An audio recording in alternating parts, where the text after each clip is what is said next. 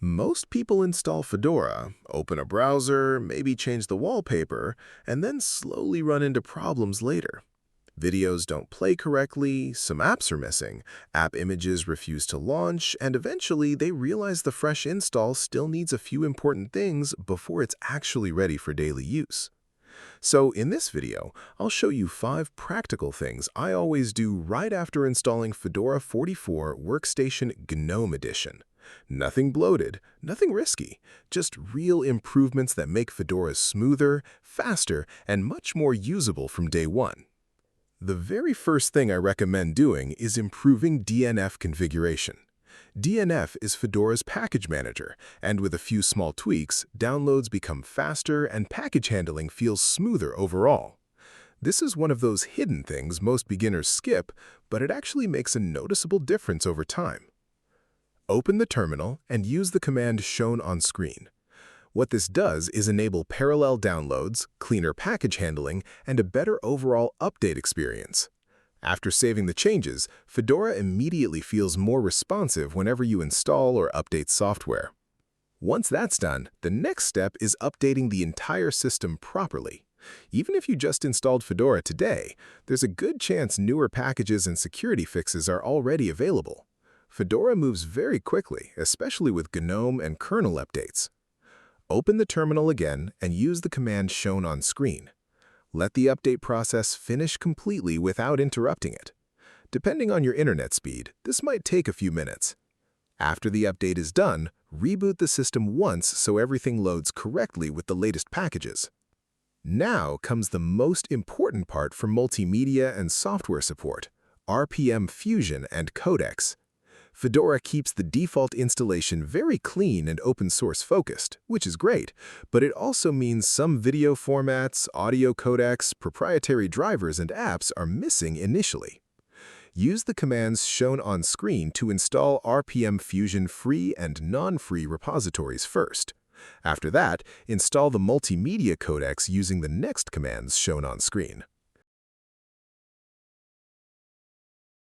This fixes a lot of things instantly. Videos play correctly, media support becomes much better, and many applications work properly without random playback issues. If you watch YouTube, edit videos, listen to music, or use media-heavy apps, this step is essential.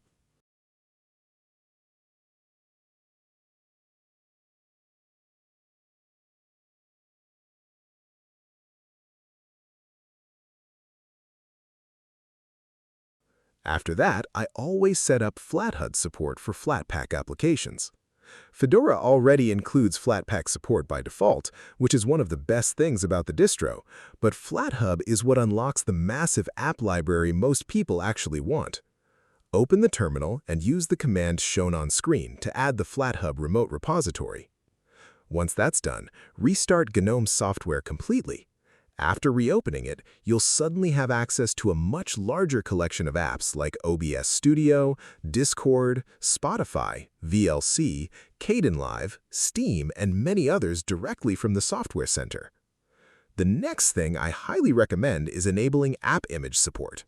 A lot of Linux applications are distributed as app images because they're portable and work across different distributions, but on a fresh Fedora install, double-clicking them doesn't always work smoothly. Use the command shown on screen to install the required AppImage support packages. Now, app images behave much more like normal desktop applications. You can launch them easily, integrate them into the app menu later, and avoid permission headaches later. And finally, Docker. Even if you're not a developer right now, Docker is becoming one of those tools that's useful for almost everyone using Linux seriously. It lets you run apps and services inside isolated containers without cluttering your actual system. Use the commands shown on screen to install Docker and enable the service.